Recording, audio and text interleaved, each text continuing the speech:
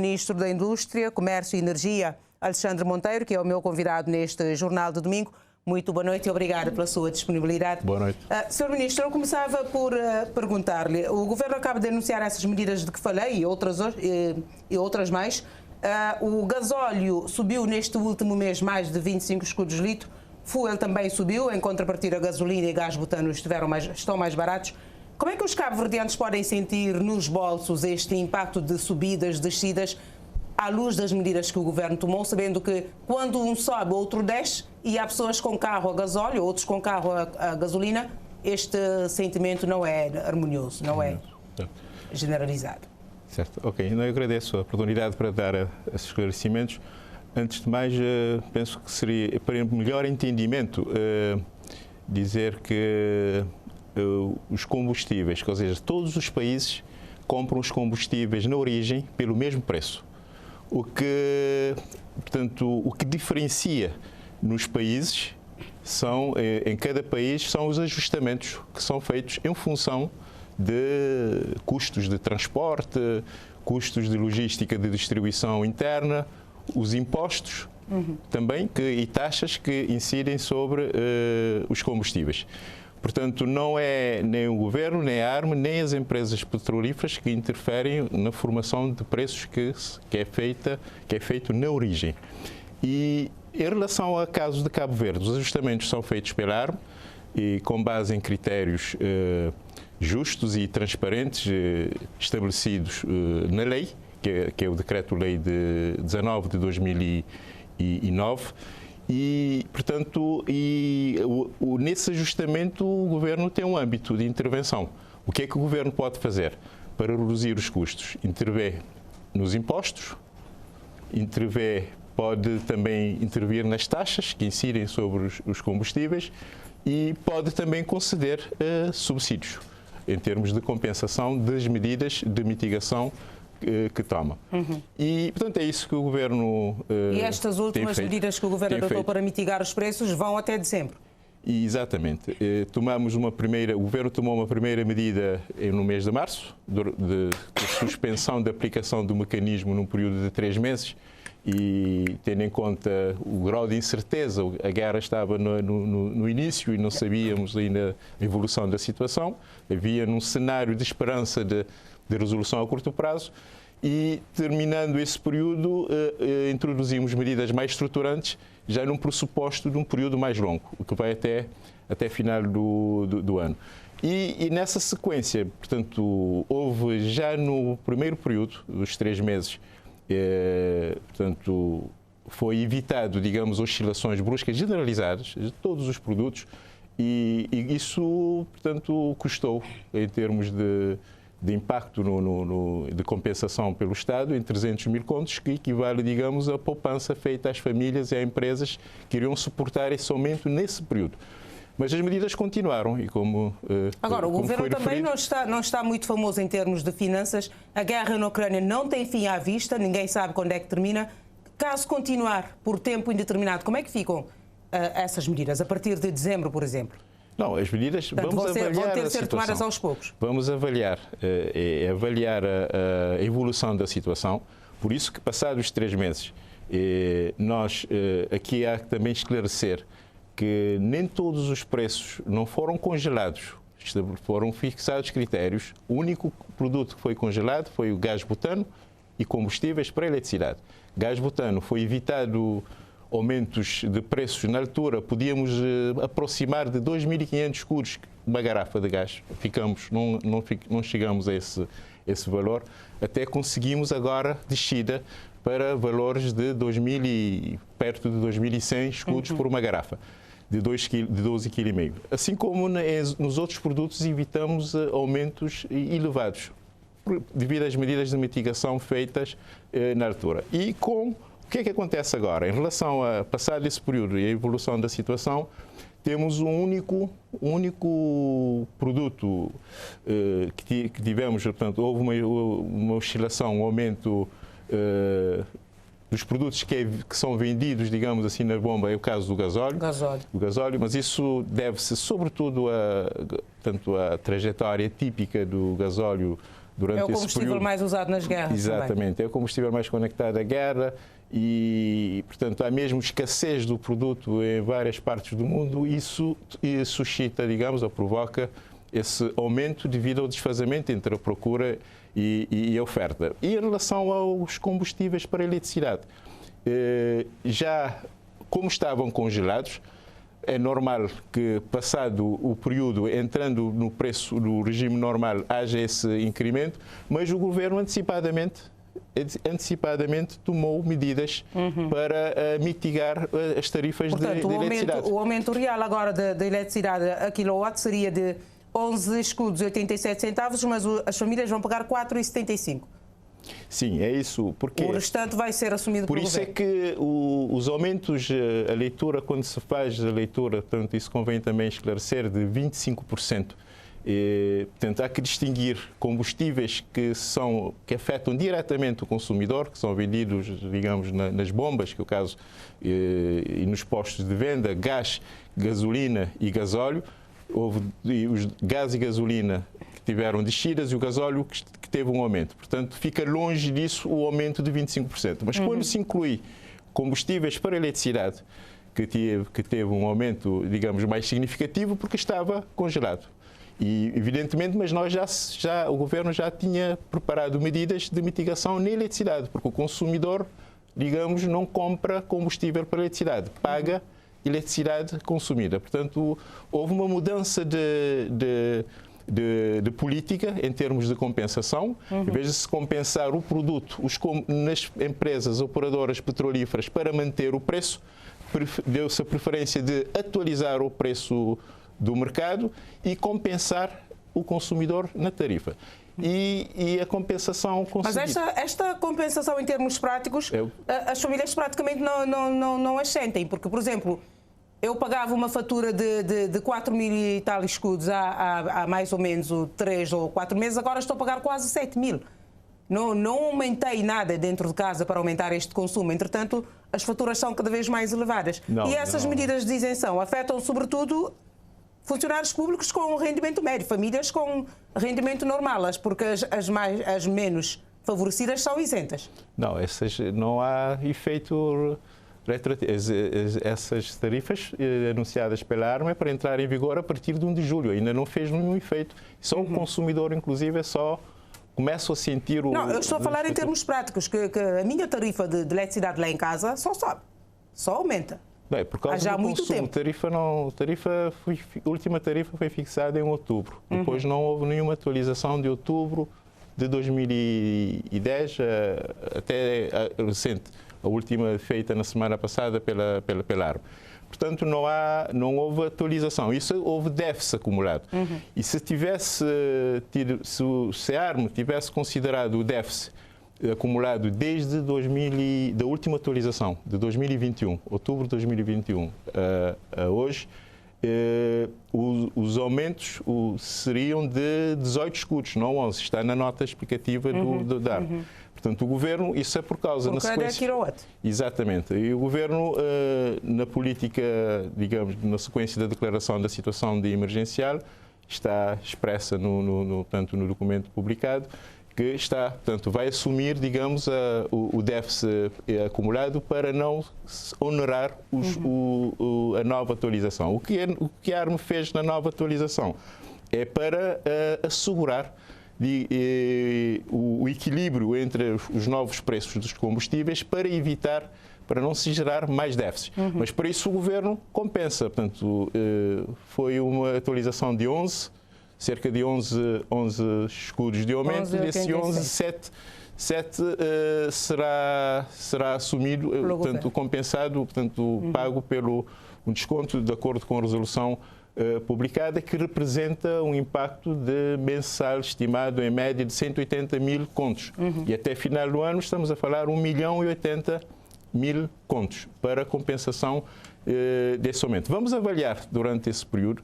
E por isso é que já estamos também a preparar medidas estruturantes no domínio da aceleração de alguns projetos de transição energética para ter efeito de curto prazo, mas também no domínio da eficiência energética, no domínio da redução das perdas. Um conjunto de ações que podem ser realizadas, intensificadas. As medidas adotadas, pelo menos até agora, para combater as perdas e o roubo de energia não surtiram efeito e quem paga são os consumidores. Sim, não teve o efeito esperado, portanto, houve uma redução, mas portanto, pouco expressiva, exato. E precisamos fazer mais, porque temos ainda perdas. Esta ineficiência no combate às perdas energéticas estão na base da dificuldade que a Eletra tem tido para repassar a taxa da RTC à empresa? Não, a Eletra, o contexto, todo o mundo, todas as empresas, nesse contexto de crise provocada pela guerra, o impacto da guerra na Ucrânia, portanto, há dificuldades. Mas os consumidores não deixaram de pagar as faturas. Muito pelo contrário, se ficarem com uma fatura dentro, têm a eletricidade cortada. Sim, mas pronto. Como é que se explica? É porque a Eletra estava a funcionar, eu disse, desde outubro, a última atualização dos combustíveis tem vindo a aumentar. E se não tivesse feito a atualização que se fez agora, portanto, as dificuldades seriam ainda maiores, porque já havia um déficit acumulado, que eu disse, dos 2 milhões de contos que vinha sendo suportado pela Eletra, em termos de gestão financeira e de tesouraria, mas com impactos que o Governo tem que intervir para ajudar e compensar esse déficit acumulado, que são já 2 milhões e 200 mil contos.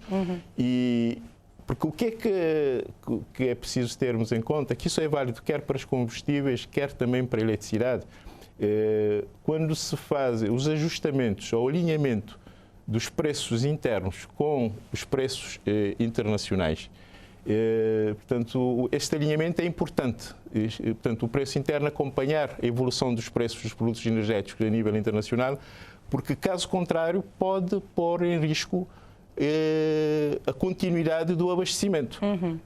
Pode provocar rupturas de abastecimento no caso de combustíveis e pode pôr em risco também a continuidade do serviço de produção de energia. Por Agora, isso falando da transição energética, como estamos em termos de penetração de energias renováveis na rede? Esta guerra na Ucrânia pode comprometer as metas do Governo nesse setor, nesse aspecto? Não, o Governo está focado, o plano, embora evidentemente que qualquer plano energético está dependente da evolução da demanda e da evolução também tecnológica. E essa situação, portanto, o que acontece quer na Ucrânia, quer também o que tivemos durante a crise pandémica, demonstra, de facto, que o plano energético do Governo, no sentido, portanto, para mais energias renováveis no sistema, e temos um plano para isso, que está a ser cumprido, e que visa, sobretudo, tornar o país menos dependente de combustíveis fósseis. Portanto, a crise que vivemos agora reforça e demonstra que o rumo traçado é o rumo que, de facto, o país deve. Mas há muitos países europeus, potências europeias como a Alemanha, a França e a Áustria, que estão agora a ponderar voltar às centrais a carvão, que polui 2 vezes mais do que a gás, por dificuldades no acesso aos combustíveis. Não, são situações, digamos, de sobrevivência, situações de emergenciais. Sim. De segurança energética e situações emergenciais. Mas compromete os países recorrem, digamos, a soluções mais à mão e mais rápidas, porque quando se fala de soluções de transição energética para energias limpas, exigem intervenções estruturantes. Não basta apenas comprar painéis solares ou instalar parques eólicos, só preciso uma intervenção a nível de redes, a nível de infraestruturas de suporte dessas tecnologias que são bastante intermitentes. É por isso que a maior parte dos países do mundo, inclusive os países envolvidos europeus, metas idênticas como nossas, é 2030 para atingir os 50% e até 2050 e Cabo Verde até nós estamos a ser mais ambiciosos, queremos já em 2040 mas será execuível esta meta? É execuível porque, portanto, nós neste momento, o Cabo Verde temos um plano que está em execução, que que é um plano com metas, não metas voluntaristas, mas metas aquilo que é possível fazer, ou seja, estabelece penetração, índices de penetração de energias renováveis com base num roteiro de menor custo. Ou seja, queremos ter mais renováveis, mas com mínimo custo. Porque não podemos ter um investimento, por exemplo, para atingirmos 50%, precisamos de ultrapassar 50%, precisamos de investir hoje cerca de 200 e acima de 200 milhões de... E Cabo Verde tem este recurso? Como? Temos este recurso para investir? Não, a política o plano em termos da estratégia de financiamento combina investimentos públicos e privados, porque com esse volume seria impossível o investimento público assumir todos esses encargos, até com limitações de endividamento do próprio país. Não é? Em termos de mobilidade elétrica, Sr. Ministro, como é que estamos? Mobilidade elétrica. As metas traçadas pelo Governo para esta legislatura também vão ser executadas? Mobilidade elétrica é outro exemplo de vantagens, portanto, nesse contexto difícil de combustíveis, portanto, a mobilidade elétrica é alternativa e sempre foi para nós alternativa, não mesmo antes da crise, mas hoje a procura de veículos elétricos aumentou significativamente.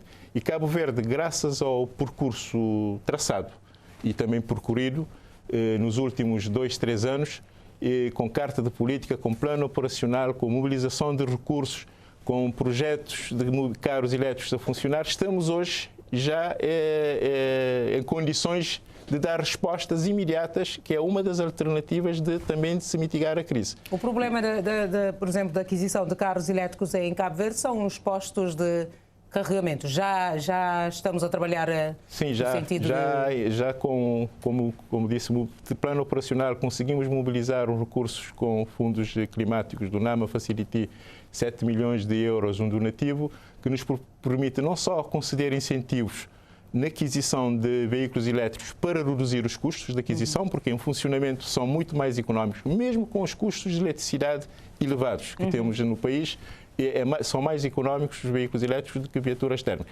Em relação às infraestruturas públicas...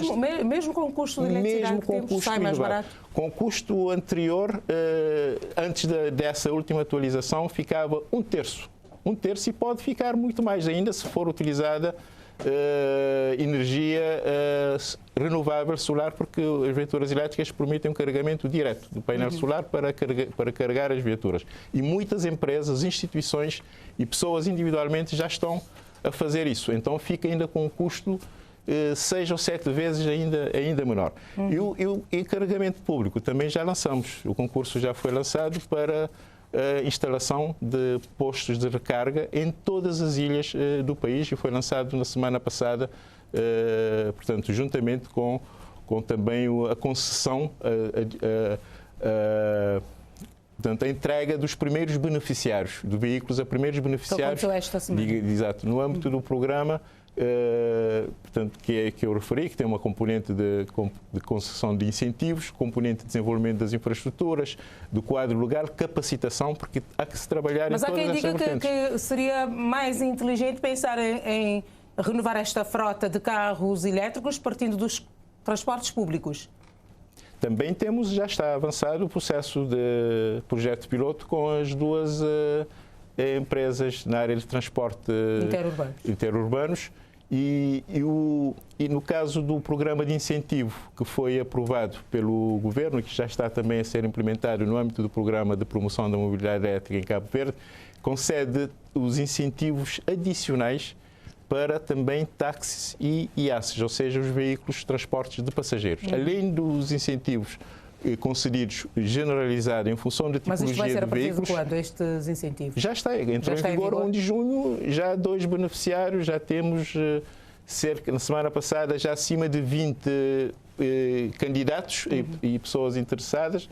A plataforma também já vai ser uma plataforma online e onde estão já inscritas neste momento 5 concessionárias que dão garantias também de venda de veículos, dão garantias de 3 anos e 5 anos para as baterias. Portanto, já temos um quadro, neste momento, o veículo elétrico já é mais competitivo, fica muito mais económico comprar um veículo elétrico do que um veículo térmico. E depois ficamos também com uma solução para reduzir a dependência de combustíveis fósseis. Não é só a eletricidade, temos também que Mas haverá também que pensar transporte. na parte da manutenção, caso o veículo estiver a danificar, a quem recorrer. Sim, já é uma realidade nova? Não, dão garantias, as próprias empresas concessionárias já também estão a preparar-se para isso, dão garantias de 3 anos, há programas de capacitação, formação, que esse programa de promoção da mobilidade elétrica também se encarrega, e progressivamente para criarmos essas condições. E Cabo Verde, a nível do nosso continente, por exemplo, estamos na vanguarda e fomos o primeiro país, inclusive, a aderir à Aliança pela Descarbonização de Transporte e temos condições, neste momento, de qualquer pessoa, entidade ou empresa que queira adquirir veículos elétricos, portanto, já condições que dão em termos de segurança, e essa confiança tem vindo também a aumentar progressivamente, o que é bom para o país. Ok. Muito obrigada, Sr. Ministro, pela sua disponibilidade em esclarecer estes pontos da mobilidade elétrica, transição energética, também aqui neste Jornal de Domingo. Boa noite, uma boa semana para si. Ok, obrigado.